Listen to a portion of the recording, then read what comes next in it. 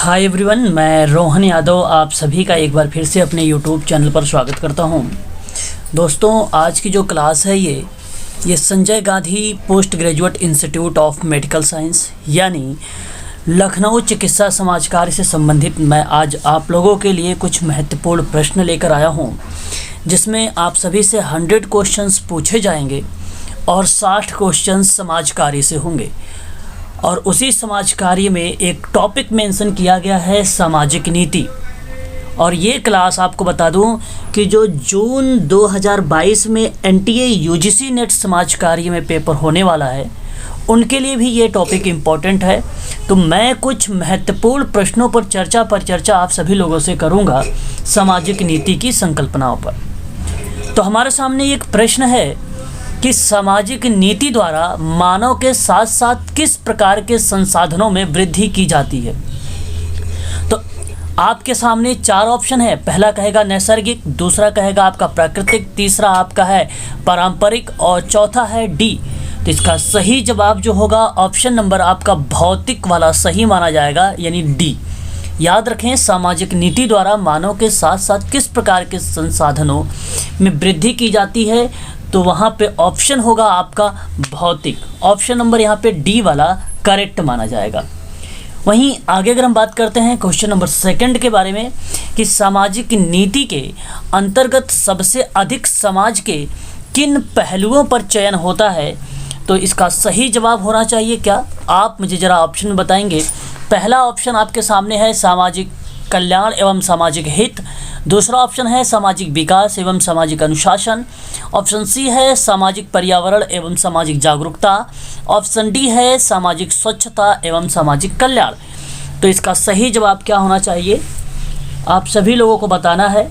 तो यहाँ पे जो सामाजिक नीति के अंतर्गत सबसे अधिक समाज के किन पहलुओं का चयन करना चाहिए, तो सामाजिक कल्याण एवं सामाजिक हित। ऑप्शन नंबर आपका पहला वाला करेक्ट हो जाएगा। ये प्रश्न लखनऊ चिकित्सा समाज कार्य और एनटीए यूजीसी नेट जून 2022 सोशल वर्क जो सब्जेक्ट कोड है 10 उससे भी संबंधित है। और मैं आप लोगों को बता दूं कि मैंने अभी हाल ही में लखनऊ चिकित्सा समाज कार्य का एक नया बैच स्टार्ट किया है, जिसकी फ़ीस रखी है मैंने 1999 रुपये। और याद रखें आप सभी लोग, इसकी क्लास का जो टाइमिंग होगी वो शाम को 6 से 7 के बीच में होगा। एनटीए यूजीसी नेट जो सोशल वर्क की क्लास स्टार्ट हुई है वह शाम का 8 से 9 होगा। याद रखेंगे आप सभी लोग इस टाइमिंग को भी। तो निम्नलिखित में से कौन सामाजिक नीति का लक्ष्य नहीं है, तो आपको पता होना चाहिए सामाजिक नीति के लक्ष्य कौन कौन से होते हैं। ठीक है, जैसे अगर मैं बात कहूँ वर्तमान कानून के अधिक प्रभावी बनाकर सामाजिक निर्योग्यता को दूर करना, तो ये लक्ष्य हो जाएगा, है ना। बाधित समुदाय को पुनर्स्थापित कर देना, बुनियादी शिक्षा में गुणवत्ता का सुधार लाना, ये सामाजिक नीति का लक्ष्य है। स्वास्थ्य तथा पोषण स्तर में प्रभावी सुधार लाना, है ना। महिलाओं एवं पुरुषों को समान रूप से विकास एवं सेवा कार्यों में एक समान अवसर उपलब्ध करवाकर जेंडर गैप को कम कर देना, तो ये सामाजिक नीति का लक्ष्य है। और पूछा है कौन सा नहीं है, तो मैं आपको बता दूं कि सामाजिक निर्योग्यता का दूर करना तो होगा, अधिक निर्योग्यता को कम करना, आर्थिक निर्योग्यता को कम करना ये भी होगा, बाधित समुदाय को पुनर्स्थापित करना ये भी होगा, मतदान का अधिकार सुपुर्द करना, तो ये लक्ष्य नहीं है। ऑप्शन नंबर आपका डी, तीसरे का डी। क्वेश्चन नंबर 4, सामाजिक नीति के अंतर्गत महिलाओं और पुरुषों को एक समान अवसर उपलब्ध कराने का एकमात्र उद्देश्य क्या हो सकता है। क्वेश्चन नंबर 4 का सही जवाब जेंडर गैप को कम करना। मैंने अभी आप लोगों से बताया था, ऑप्शन नंबर डी यही सही माना जाएगा। क्वेश्चन नंबर 5 है, निम्नलिखित में से किसे सामाजिक कार्यक्रम की श्रेणी में शामिल नहीं किया जाता। देखिए प्रश्न ऐसे ही पूछे जाएंगे आप सभी लोगों से। क्वेश्चन नंबर 5 का सही जवाब होगा अंतर्राष्ट्रीय रणनीति पर विचार करना। यहाँ पर ऑप्शन नंबर आपका सी वाला करेक्ट माना जाएगा। क्वेश्चन नंबर 6 की बात करते हैं, कल्याणकारी राज्य का आशय। आशय का मतलब होता है तात्पर्य, क्या होना चाहिए। इसमें से 4 ऑप्शन है आपके सामने। तो देखिए सामुदायिक एवं समग्र विकास तो होना चाहिए, यही ऑप्शन। अच्छा, बी भी देख लेते हैं, सभी वर्गों के हित के लिए विकास करना, ये भी आपका सही मान लिया जाएगा, है ना। विशेष सुविधाएं प्रदान करना, ये भी, यानी उपयुक्त सभी सही माने जाएंगे। ऑप्शन नंबर डी करेक्ट होगा यहाँ पे।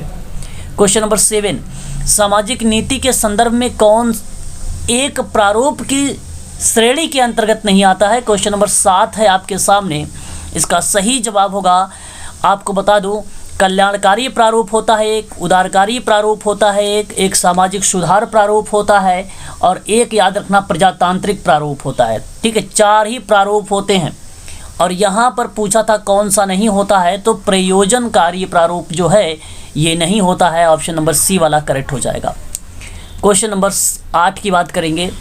सामाजिक नीतियाँ इस प्रकार बनाई जाती हैं कि कोई भी व्यक्ति वैधानिक सीमाओं के दायरे में रहकर अपने व्यक्तित्व का सर्वांगीण विकास कर सके। यह कथन किस सामाजिक नीति का प्रारूप के अंतर्गत आता है, आप लोग जरा मुझे बताएं। प्रजातांत्रिक प्रारूप देखिए यहाँ पे मेंशन भी कर दिया गया है। तो क्वेश्चन नंबर 8 का सही जवाब आप लोगों को बताना है। इसका सही जवाब क्या होना चाहिए? क्वेश्चन नंबर 8, इसका सही जवाब ऑप्शन नंबर पहला वाला ही सही हो जाएगा, प्रजातांत्रिक प्रारूप करेक्ट जवाब होगा। प्रजातांत्रिक प्रारूप जो होगा ये करेक्ट जवाब हो जाएगा, जहाँ पर राज्य के संपूर्ण लोगों को समूह समुदाय में परस्पर मिल सके, अर्थात लोकतांत्रिक प्रारूप के तहत नीतियाँ इस प्रकार बनाई जाएं और क्रियान्वित की जाएं कि कोई भी व्यक्ति वैधानिक सीमाओं के अंतर्गत अपने व्यक्तित्व का, ठीक है, सर्वांगीण विकास कर सके। तो ऑप्शन नंबर आपका यहाँ पे जो होगा वो सही माना जाएगा, पहले वाला। आगे अगर बात करते हैं क्वेश्चन नंबर 9 के बारे में कि भारतीय संविधान के किस भाग में सामाजिक कल्याण के विषय में चर्चा नहीं की गई है। भारतीय संविधान के पॉइंट ऑफ व्यू से अगर हम लोग बात करें तो क्वेश्चन नंबर 9 का सही जवाब होगा केंद्र राज्य संबंध। ठीक है, ऑप्शन नंबर डी सही माना जाएगा। क्वेश्चन नंबर 10 की बात करते हैं। सामाजिक कल्याण संबंधित विषयों को संविधान की किस सूची में शामिल किया गया है? क्वेश्चन नंबर 10 का सही जवाब होगा समवर्ती सूची। प्रश्न केवल इतना ही है, सामाजिक कल्याण संबंधित विषय जो है किस सूची में रखा गया है, तो समवर्ती सूची में रखा गया है, याद रखेंगे आप सभी लोग। क्वेश्चन नंबर 11 है कि समाज की स्थापना का प्रस्ताव सर्वप्रथम किस वर्ष पारित किया गया था? क्वेश्चन नंबर 11 यानी 11 नंबर का क्वेश्चन है। इसका सही जवाब 1954, ऑप्शन नंबर बी वाला करेक्ट माना जाएगा आपका। ठीक है, सारे प्रश्न इंपॉर्टेंट है, याद रखेंगे सभी लोग एग्जाम के पॉइंट ऑफ व्यू से। ठीक है, आगे बढ़ते हैं और नेक्स्ट क्वेश्चन ऊपर हम लोग जो है परिचर्चा करते हैं। क्वेश्चन नंबर 12 है, किस चार्टर अधिनियम के अंतर्गत शिक्षा के विकास का प्रावधान किया गया और ईसाई मिशनरियों के कार्यों को स्वीकृति प्रदान की गई? क्वेश्चन नंबर 12 का सही जवाब अगर आपको बताना है तो आप ध्यान रखिएगा, यहाँ पर चार्टर अधिनियम जो होगा 1813 वाला सही माना जाएगा। ठीक है, तो आप याद रखें कि भारत में समाजकारी की भावना प्राचीन काल से ही लोगों में रही है, लेकिन ब्रिटिश काल में समाज सुधार के साथ ही नीतियां का उद्विकास प्रारंभ हो गया था। तो चार्टर एक्ट 1813 के अंतर्गत जो है शिक्षा के विकास का प्रावधान किया गया था और ईसाई मिशनरियों के कार्यों को अनुमोदन प्रदान किया गया था, यानी स्वीकृति प्रदान की गई थी। ऑप्शन नंबर आपका सही हो जाएगा, पहला वाला। क्वेश्चन नंबर 13 की बात होता है, विधवा पुनर्विवाह के प्रयास के लिए 1861 ईस्वी में किसने विधवा विवाह समिति की स्थापना कर दी? क्वेश्चन नंबर 13 का सही जवाब आपको बताना है। ऑप्शन आपके सामने है, यहाँ पे Mahadev Govind Ranade, option number B आपका सही माना जाएगा। ठीक है, महादेव गोविंद रनाडे यहाँ पे करेक्ट माना जाएगा, ऑप्शन नंबर बी आपका सही है 13 का। क्वेश्चन नंबर 14 की बात कर लेते हैं कि समाज कल्याण के क्षेत्र में स्वयंसेवी संगठनों के प्रयास को प्रोत्साहित करने एवं सुदृढ़ बनाने हेतु वर्ष 1953 में किस बोर्ड का गठन किया गया था? तो केंद्रीय समाज कल्याण बोर्ड का, ऑप्शन नंबर आपका सी वाला करेक्ट हो जाएगा, क्वेश्चन नंबर 14 का। आगे अगर हम बात करते हैं, निम्नलिखित में से किस संवैधानिक अनुच्छेद का संबंध सामाजिक विकास नीति से नहीं है? तो क्वेश्चन नंबर 15 का सही जवाब अगर हम बात करें तो देखिए, अनुच्छेद 39 का ए, अनुच्छेद 42 और अनुच्छेद 47 ये संवैधानिक अनुच्छेद का संबंध सामाजिक विकास की नीतियों से है, परंतु पूछा था नहीं है तो अनुच्छेद डी सही रहेगा। 48 का ए जो है संवैधानिक अनुच्छेद से संबंधित नहीं है। क्वेश्चन नंबर अगर हम बात करते हैं यहाँ पर 16 के बारे में कि संविधान के किस अनुच्छेद के अंतर्गत सरकारी सेवाओं को अनुसूचित जातियों के लिए आरक्षण का प्रावधान किया गया है? मैं आपको बता दूं कि 5 दिसंबर 2021 में, ठीक है, यूजीसी का पेपर हुआ था सोशल वर्क का और ये प्रश्न आया हुआ था। याद रखें, क्वेश्चन नंबर 16 का सही जवाब जो हो जाएगा ऑप्शन नंबर बी होगा, अनुच्छेद 16 और अनुच्छेद 335 यहाँ पे यही आपका ऑप्शन करेक्ट माना जाएगा अनुसूचित जातियों के लिए आरक्षण का प्रावधान में। क्वेश्चन नंबर 17 की बात करेंगे कि अनुसूचित जनजातियों के लिए विकास योजनाओं में किसे शामिल नहीं किया गया है, तो 4 ऑप्शन है। क्वेश्चन नंबर 17 का सही जवाब होगा वित्तीय सहायता योजना, यही ऑप्शन आपका करेक्ट माना जाएगा। याद रखेंगे, सारे प्रश्न आप सभी लोगों के लिए वेरी वेरी मोस्ट इम्पॉर्टेंट है। ये प्रश्न जो है लखनऊ चिकित्सा समाज कार्य के लिए भी है और यही प्रश्न जो है एनटीए यूजीसी नेट समाज कार्य के लिए भी है। ठीक है, दोनों के लिए जो है कॉमन टॉपिक है ये। भारतीय संविधान में पिछड़े वर्गों को विशेष आरक्षण देने का प्रावधान किस संकल्प पर आधारित है? क्वेश्चन नंबर आपके सामने 18 है। इसका सही जवाब होगा सामाजिक एवं शैक्षणिक पिछड़ेपन, ऑप्शन नंबर सी आपका करेक्ट माना जाएगा यहाँ पे। आगे अगर हम बात करते हैं यहाँ पे क्वेश्चन नंबर 19 के बारे में, एकीकृत आवास एवं स्लम विकास के अंतर्गत विशेष श्रेणी के राज्यों के लिए केंद्र सरकार की ओर से कितनी फीसदी धनराशि प्रदान करने की बात कही गई है? तो क्वेश्चन नंबर 19 का सही जवाब ऑप्शन नंबर सी होगा 90%, 90% यहाँ पर जो है फीसदी धनराशि प्रदान करने की बात की गई है केंद्र सरकार की ओर से। क्वेश्चन नंबर 20 यानी 20, निम्नलिखित में से किस योजना का मुख्य उद्देश्य राज्यों की झुग्गी झोपड़ी मुक्त बनाना है? क्वेश्चन नंबर 20 का सही जवाब होगा राजीव आवास योजना के अंतर्गत जो है इसका मुख्य उद्देश्य रखा गया था कि राज्यों को झुग्गी झोपड़ी से मुक्त करना, ऑप्शन नंबर आपका डी वाला करेक्ट माना जाएगा। क्वेश्चन नंबर 21 कहता है कि इंदिरा आवास योजना में केंद्र और राज्य सरकार के द्वारा वित्तीय अनुदान का अनुपात क्या होगा? तो क्वेश्चन नंबर 21 का सबसे सही जवाब ऑप्शन नंबर सी 75 और 25। जो 75% है इंदिरा आवास योजना में वो केंद्र सरकार का है, जो इंदिरा आवास योजना में 25 लिखा हुआ है वो आपका राज्य का होगा। जो 75 है वो केंद्र का, जो 25 है वो राज्य का वित्तीय अनुदान की बात की गई है इंदिरा आवास योजना में। इंदिरा आवास योजना के संदर्भ में दिए गए कथनों का कौन सा असंगत है? असंगत का मतलब गलत आपको बताना है, इसमें से कौन सा है? तो मैं आपको बता दूं, पूर्ववर्ती राज्यों के लिए केंद्र और राज्य का अनुपात 90 और 10% है, ये इस बात से भी आप सहमत रहना। ठीक है, और यहाँ पे असंगत पूछा है। ठीक है, और मैदानी भागों में 75,000 प्रति इकाई धनराशि प्रदान की जाएगी, ये भी आपका सही माना जाएगा। और पर्वतीय क्षेत्रों में 48,000 के प्रति इकाई राशि जो प्रदान की जाएगी, प्रति इकाई राशि, ये भी है। लाभार्थियों की सूची राज्य सरकार द्वारा लाभार्थियों की सूची केंद्र सरकार द्वारा बनाई जाएगी, यहाँ पे सही जवाब ऑप्शन नंबर डी हो जाएगा। क्वेश्चन नंबर हम बात करेंगे 23 के बारे में, वृद्धजनों का सामाजिक और आर्थिक विकास करने हेतु भारत सरकार के द्वारा स्थापित विभाग कौन सा है? तो 23 का सही जवाब आपको बताना है। तो मैं आपको बता दूं, यहाँ पे जन कल्याण विभाग माना जाएगा वृद्धजनों के लिए, है ना। क्वेश्चन नंबर 27 है कि नीति निरूपण प्रक्रिया के अंतर्गत नीति के संदर्भ में कौन सी क्रिया अपनाई गई है ना। तो क्वेश्चन नंबर 24 का सही जवाब होगा नीति निर्माण और नीति क्रियान्वयन दोनों अपनाई गई है, तो ऑप्शन नंबर आपका सी वाला करेक्ट मान लिया जाएगा यहाँ पे। क्वेश्चन नंबर 25 देखेंगे और प्रश्न है हमारे सामने कि निरूपण नीतियों के नव प्रवर्तन विचारों को प्रोत्साहित करता है तथा किस प्रक्रिया को सरल बनाता है। क्वेश्चन नंबर 25 का सही जवाब ऑप्शन नंबर यहाँ पे नियोजन प्रक्रिया आपका सही माना जाएगा। क्वेश्चन नंबर 26 है, किस विकास ने नीति निरूपण प्रक्रिया को ब्लैक बॉक्स कहा है जो समाज की मांगों की नीतियों में बदलता रहता है। क्वेश्चन नंबर 26 का सही जवाब ऑप्शन नंबर आपका पहला डेविड स्टोन यहाँ पे हो जाएगा। क्वेश्चन नंबर 27 है, नीति निरूपण को निर्धारित करने वाले तथ्यों में किसे शामिल नहीं किया जाता है। तो क्वेश्चन नंबर 27 का सही जवाब सरकारी संगठन होगा।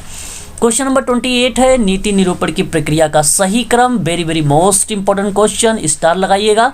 तो 28 का सही जवाब आपका होगा एजेंडा निर्माण, फिर उसके बाद निर्णय निर्माण, फिर क्रियान्वयन, मूल्यांकन, समाप्ति, ऑप्शन नंबर आपका बी वाला करेक्ट माना जाएगा।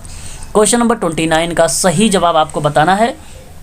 यहाँ पर प्रश्न है कि महिलाओं तथा बालिकाओं के लिए अल्पावास गृह कार्यक्रम वर्ष 1969 में प्रारंभ किया गया था। तो आप सभी लोग इस प्रश्न का जो जवाब बताएंगे बिल्कुल सही माना जाएगा। 29 का क्वेश्चन का जो सही जवाब है, पहला वाला पॉइंट, ये आपका सही माना जाएगा। याद रखें, अपने आप में ये क्वेश्चंस जो हैं इम्पोर्टेंट है।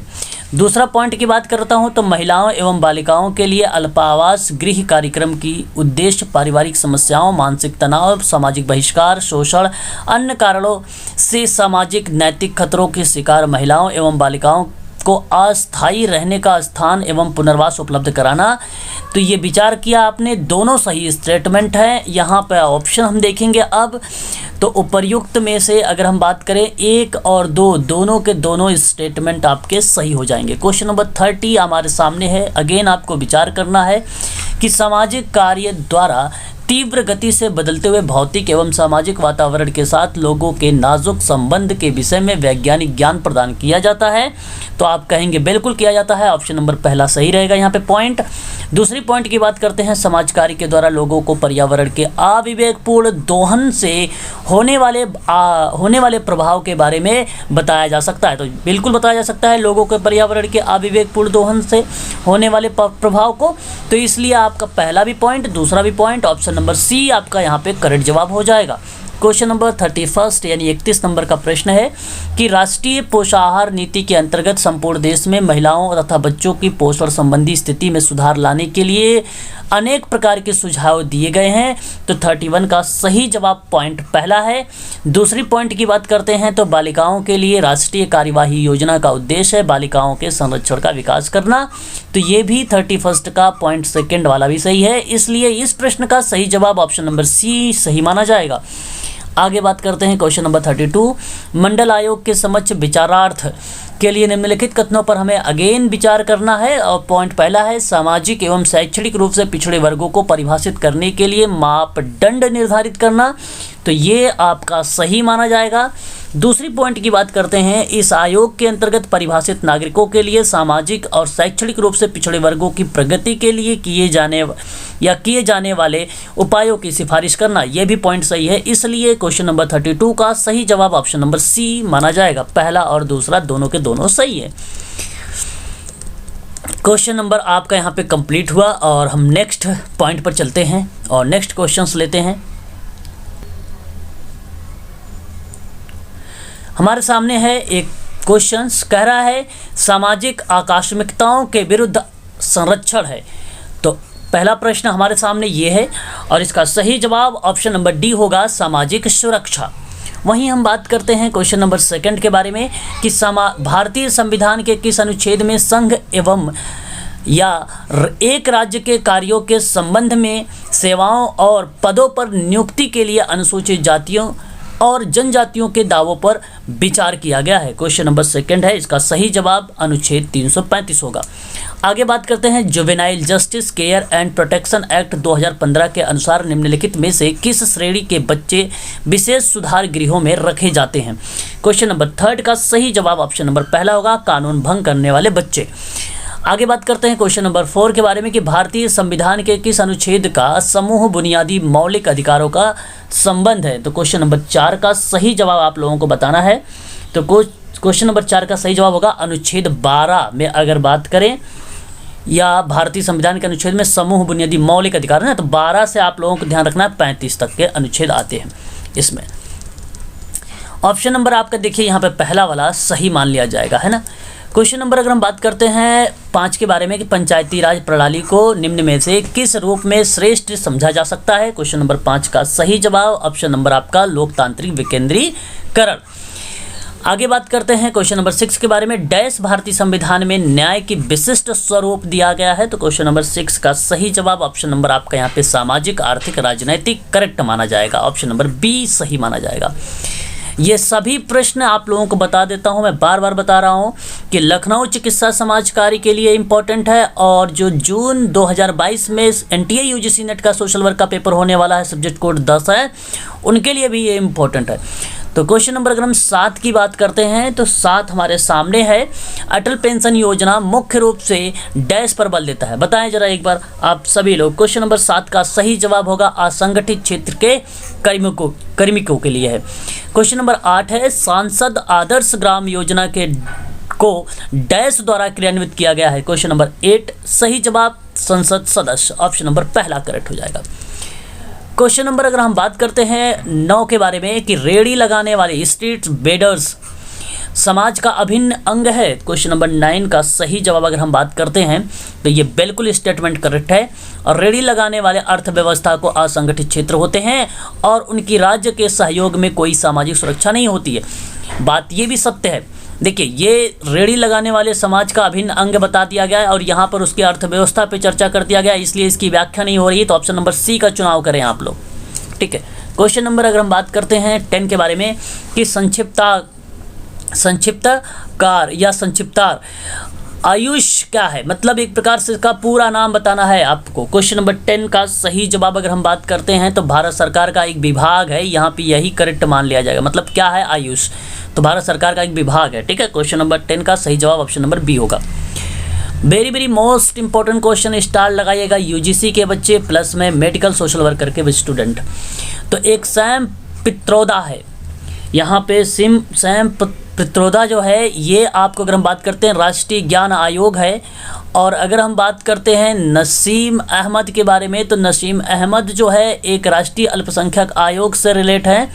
पीएल पुनिया की बात अगर हम लोग करते हैं तो ये राष्ट्रीय अनुसूचित जाति से आयोग से रिलेट करते हैं। रामेश्वर उरांव को अगर हम बात करते हैं तो राष्ट्रीय अनुसूचित जनजाति आयोग से। तो यहाँ पर ऑप्शन नंबर पहला वाला करेक्ट जवाब हुआ है। क्वेश्चन नंबर 12 है कि सामाजिक नीति के कौन से मॉडल को हैंड मेडल मॉडल कहा जाता है। Very most important question. Question number 12 सही जवाब ऑप्शन नंबर सी होगा, औद्योगिक उपलब्धि निष्पादन मॉडल पर। क्वेश्चन नंबर 13 है जेंडर सशक्तिकरण मापन में शामिल नहीं है। क्वेश्चन नंबर 13 का सही जवाब अगर हम बात करते हैं तो यहाँ पर नहीं पूछा है सशक्तिकरण मापन का। तो मैं आपको बता दूं, एक तो सांस्कृतिक सहभागिता और एक प्रशासनिक सहभागिता, ये दोनों जो है जेंडर सशक्तिकरण मापन में शामिल नहीं किए गए, बाकी राजनीतिक और आर्थिक किए गए। इसलिए इसका सही जवाब ऑप्शन नंबर आपका बी करेक्ट माना जाएगा। आगे बात करते हैं क्वेश्चन नंबर 14 के बारे में कि सामाजिक नीति सामाजिक विकास के प्रणयन से आवश्यक रूप से संबंधित है। तो 14 का सही जवाब माना जाएगा ये संबंधित है। कुछ कारण की बात करते हैं आर के बारे में कि तो सामाजिक नीति विद्यमान सामाजिक व्यवस्था में सुधार करने के लिए योजनाबद्ध उपाय है। देखिए, यहाँ पे सामाजिक नीति सामाजिक विकास के जो है प्रणयन से आवश्यक संबंधित है। बात तो ठीक है, लेकिन यही सामाजिक नीति के बारे में सामाजिक व्यवस्था में सुधार करने की योजनाबद्ध उपाय भी बताया, इसलिए इसकी व्याख्या भी हो रही है। तो आप लोग कहिए ऑप्शन नंबर पहला वाला करेक्ट हो जाएगा। क्वेश्चन नंबर 15 की बात करते हैं ऐसी नीति जो अध्यापन एवं सीख के प्रयोजन की व्याख्या करती है। तो क्वेश्चन नंबर 15 का सही जवाब ऑप्शन नंबर बी होगा, शिक्षा नीति। क्वेश्चन नंबर 16 की बात करते हैं हम लोग कि सामाजिक नीति में या सामाजिक नीति को समाज सेवा में रूपांतरित करने की प्रक्रिया निम्नलिखित में से कौन सी है। क्वेश्चन नंबर 16 का सही जवाब ऑप्शन नंबर आपका यहाँ पे सामाजिक न्याय होगा। क्वेश्चन नंबर 17 की बात अगर हम करेंगे जेंडर आधारित हिंसा की ऐतिहासिक प्रकृति किसकी पुष्टि करती है। क्वेश्चन नंबर 17 है हमारे सामने, इसका सही जवाब जो होगा आपको बता दूं कि दुर्भाग्यपूर्ण मतिभ्रंश भी आपको शामिल किया गया है। पितृसत्ता और व्यवस्थित रूप में एक बद्ध मूल संस्कृति को भी शामिल किया गया। पुनर्बलित जो है असमानता को शामिल किया गया। उपर्युक्त सभी हैं ये तीनों, तो इसलिए आप कहें केवल 4 इज द राइट आंसर हो जाएगा, option number D. Question number 18 की बात कर लेते हैं हम लोग। ये लास्ट प्रश्न है जेंडर असमानता तथा हिंसा को न्याय संगत ठहराने के लिए किसका उपयोग किया जाता है। क्वेश्चन नंबर 18 का सही जवाब लिंगवाद का। तो ये आज के जो प्रश्न थे आप लोगों के लिए लखनऊ चिकित्सा समाज कार्य और एनटीए यूजीसी नेट के लिए। एनटीए यूजीसी नेट का सोशल वर्क में जो फीस रखी गई है 5000 रखी गई है और इसकी जो किस्त बनाई गई है 2500 रुपये बनाई गई है। 2 किस्तों में आपको पेमेंट करनी है। समाज कार्य की ऑनलाइन क्लासेस जो है स्टार्ट है शाम 8 से 9 बजे।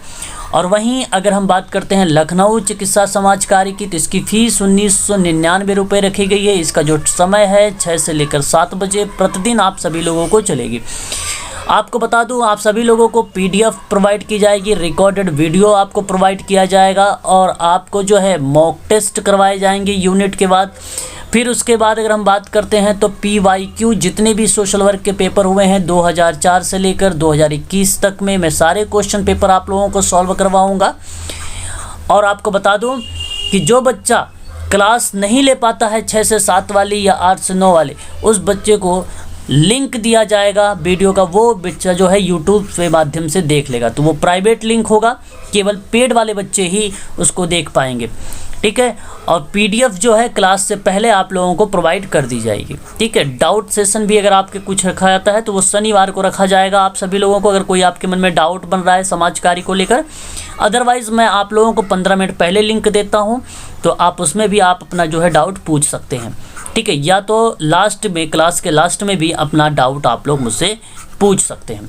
तो बस आज के लिए इतना ही, फिर मुलाकात करेंगे आज शाम को हम लोग 6 बजे और 8 बजे।